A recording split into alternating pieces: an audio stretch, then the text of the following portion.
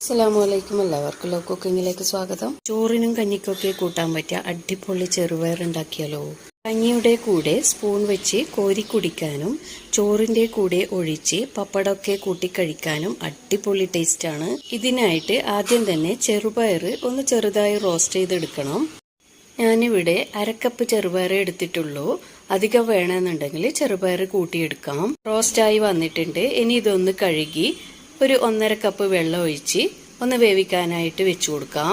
ഒരു 3-4 വിസിൽ വരെ വേവിച്ചെടുക്കാം. വെന്ത് വരുന്ന സമയം കൊണ്ട് ഇതിലേക്ക് ഒഴിക്കാനുള്ള ഒരു കൂട്ട് തയ്യാറാക്കാം. ഒരു ബൗളിലേക്ക് 1/2 കപ്പ് തേങ്ങ ചിരവിയതും ഒരു 5-6 വെളുത്തുള്ളി അല്ലി ചതച്ചതും ചെറിയ പീസാക്കിയെടുത്ത 2 ഉണക്കമുളകും ചെറിയ നെല്ലിക്ക വലിപ്പത്തിലുള്ള വാളംപുളിയും 2 കപ്പ് വെള്ളവും ഒഴിച്ച് കൈവച്ച് നന്നായി തിരുമിയത് ചെറുപയർ വെന്തതിലേക്ക് ഒഴിച്ചു കൊടുത്ത് ഒന്ന് തിളപ്പിച്ചെടുക്കാം. അത്രയേ ഉള്ളൂ.